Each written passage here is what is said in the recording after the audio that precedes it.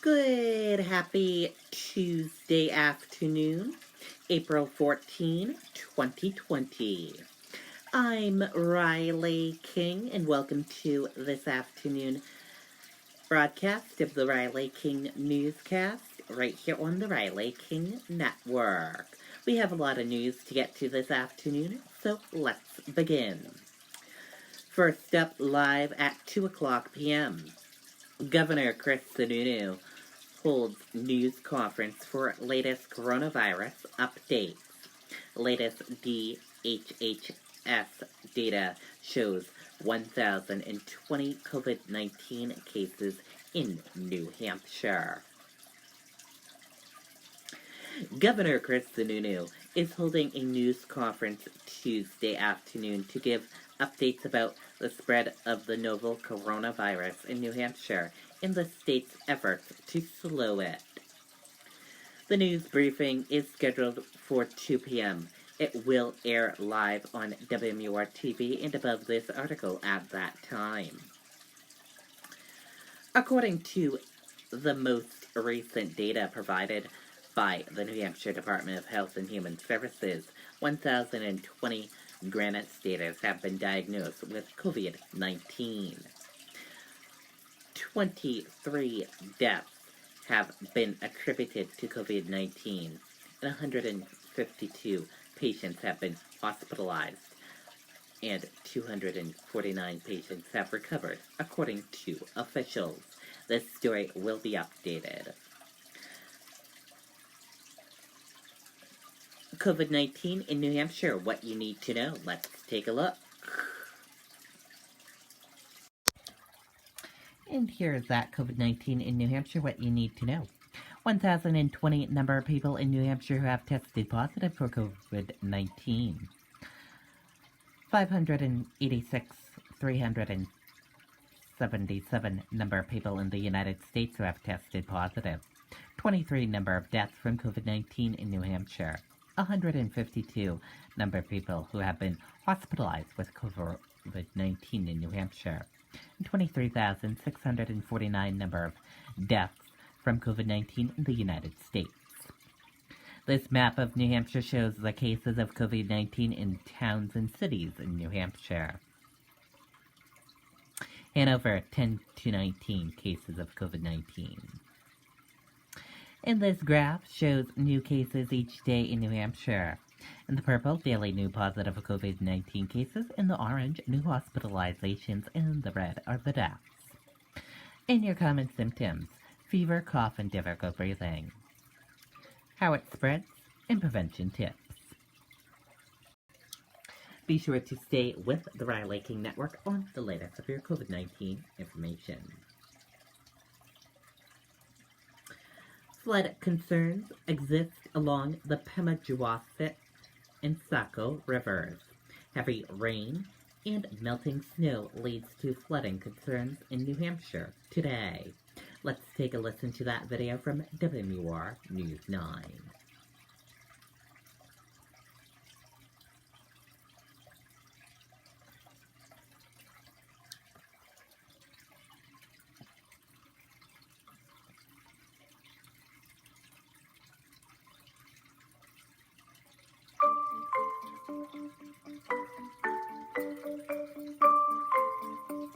Saco River and the Pemigewasset rivers expected to remain above bank full as we go through the day today, with minor flooding expected. For more on that, we want to head out live to Plymouth with Tyler Dumont, who is out there in the Pemigewasset. Good morning, Tyler.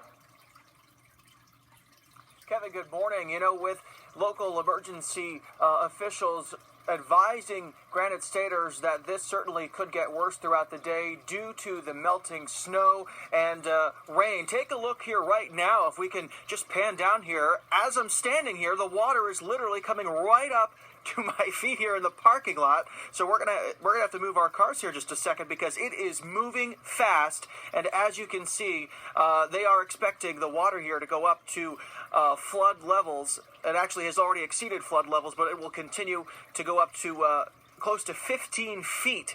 Here, of course, flood stage 13 feet. So we're going 2 feet above flood stage here this morning. Again, this water coming off the Pemigewasset River here at Plymouth State University. Now, here's what the east branch of the Pemi looked like yesterday at Loon Mountain and other areas heading towards North Woodstock. You can see how hard the water was rushing and how high the levels were. It brought trees and power lines down all over the state. Utility crews say even in the middle of a pandemic, they were ready to roll. We had reached out to third-party contractors in the area and just had them permanently as part of our resources. So what that means is we effectively doubled our crew complement. Now, the good news is this morning, New Hampshire utility crews are reporting less than 300 outages statewide. But again, some of that flooding still going to continue to be an issue, and the water is coming up fast. So we're going to have to move on out of here. Reporting live, Tyler Dumont, WMUR News 9. Okay, and there you go on that video and that report.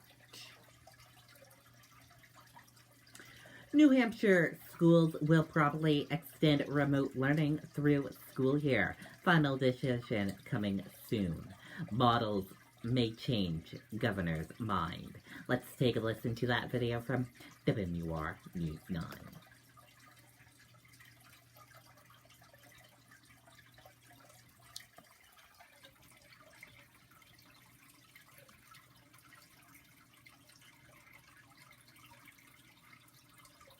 Teachers, students, and parents have adapted in unique ways to the coronavirus pandemic, and as of now, it looks like they will continue to do that for the rest of the academic year. We haven't found a way to keep that physical distancing within a classroom or school setting in a safe way. So assuming we're not there anytime soon, we're probably going to have to extend the remote learning all the way into the end of the school year. But a final decision will come soon.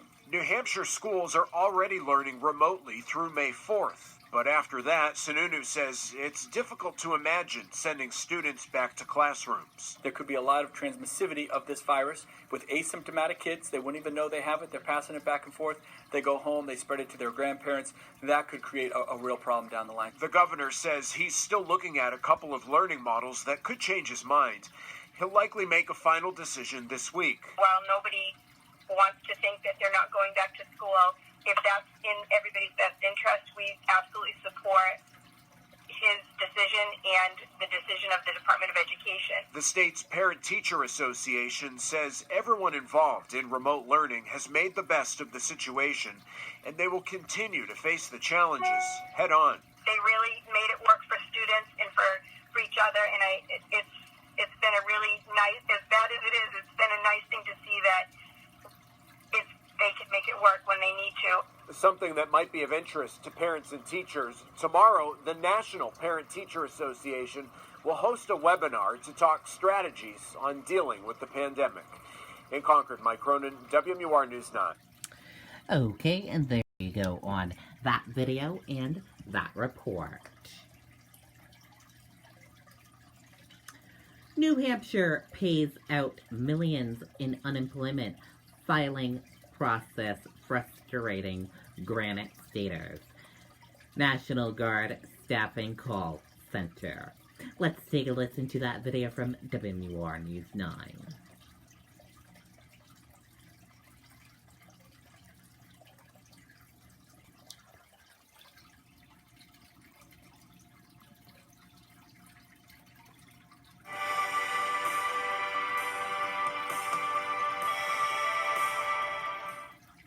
Unprecedented amounts of money have been distributed by the state's unemployment office over the past month, but that is little solace to people who are still waiting on a check and who simply can't get through to the call center. I'm actually on the line with them right now on speaker, and this is what I'm getting.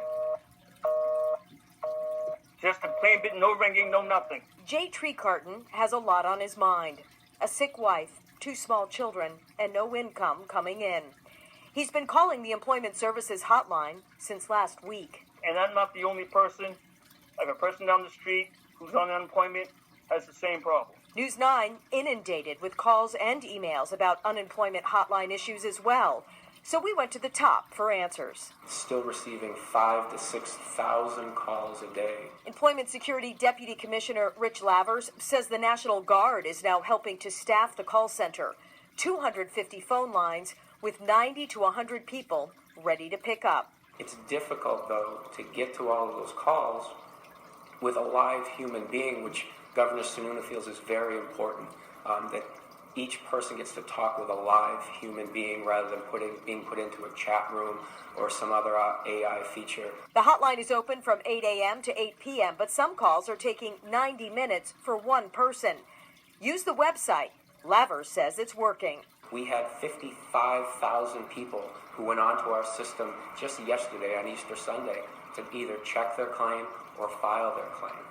All 55,000 people, they were able to get on. They were able to either file or check the status of their claim. Try waiting until later in the day to place your call and plan on being on hold 30 to 50 minutes. Also, try to be kind to the person on the other end of the phone. They're stressed too. In Manchester, Amy Covino, WMUR News 9. Okay, and there you go on that video and that report. Online workout raises money to provide iPads for New Hampshire COVID-19 patients. Nashua Fitness Facility Dynamic Strength and Conditioning raises thousands of dollars. Let's take a listen to that video from WMUR News 9.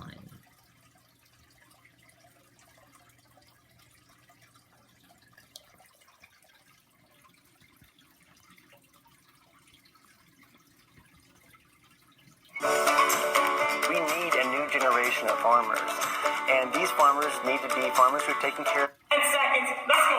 Quick! The whole team, we gotta work. This cardio class is about more than building muscle. It's actually an online charity workout that's raising money to buy iPads for hospital patients battling the coronavirus. So that patients can communicate with their loved ones, can communicate with their families, and the families can check on them and see, how things are going.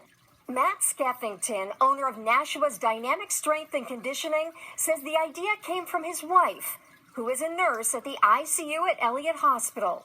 What we know about the visitation at hospitals is that it's real restricted right now, and you have a lot of patients in a very scary, tense situation, probably one of the more challenging times of their lives.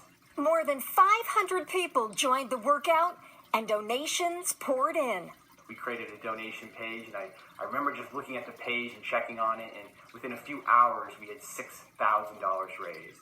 It grew to $10,000, to $15,000, to $20,000, to $30,000, what we ended up with. It's just absolutely incredible. $30,000. It's amazing. Skeffington says he plans to buy 100 iPads and donate them to St. Joseph's Hospital, Southern New Hampshire Medical Center, the Elliott and CMC, along with some local nursing homes. Erin Phalo, WMUR News 9. Okay, and there you go on that video and that report.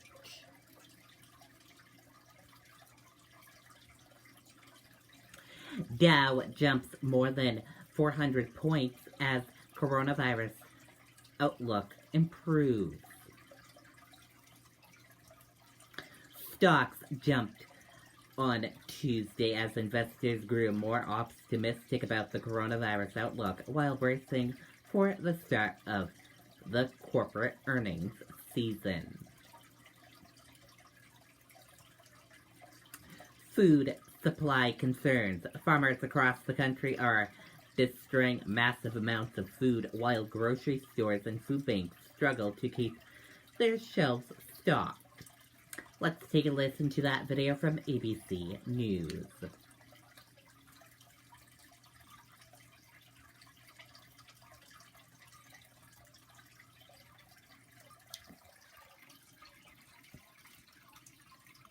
Millions of Americans are struggling to put food on the table, but at the same time, farmers are throwing out food at staggering rates because restaurants are closed. ABC's Doreen Shaw reports on the problem and the possible solution. This morning, farmers and food banks are fighting to get food to those in need. Worked so hard, and then all of a sudden it's flushed down the drain. Much of the milk at Conrad Farms in Ohio would have gone to either schools or restaurants, but that business dried up. Now dairy industry leaders are calling on grocers to remove certain limitations on foods. I can understand originally why they put a limit because there were angry customers. While some farmers have too much food, many food banks don't have enough. Really hard time for everyone. With millions unemployed, car lines across the country are stretching for miles in front of food distribution centers. Customers at grocery stores like in this New York suburb out of luck too, facing empty produce shelves. A supply chain seemingly broken. So far, we've probably destroyed, I want to say, about 4 million pounds of green beans. This farmer in Hatton Fields, Florida, struggling with too much crop. All the beautiful beans on these plants scheduled to go to the restaurant industry. To address the problem, two groups, the American Farm Bureau Federation and Feeding America, are now joining forces, asking the Agriculture Department to help identify partnerships at the local level and remove red tape to distribute more food faster. Companies like Purdue Chicken also stepping up. The company's chairman tells Good Morning America they're now making changes to meet the increased demand. We've also converted those plants that we did have that were geared toward restaurants to produce supermarket package size products to help supplement our other operations. And this morning, we have a staggering statistic from one trade group, which predicts because of the coronavirus, this country could see a 46% increase in the number of people who struggle to get healthy food each day. That's an extra 17 million people in need. Kenneth, Mona? Zareen, thank you. Okay, and there you go on that video and that report. And that does it for this afternoon edition of the Riley King Newscast, right here on the Riley King Network. Thank you for watching this afternoon edition. Have a great rest of your afternoon. I'll see you back here later on today for another newscast. They'll have a news report coming up in a little bit. Goodbye, everyone.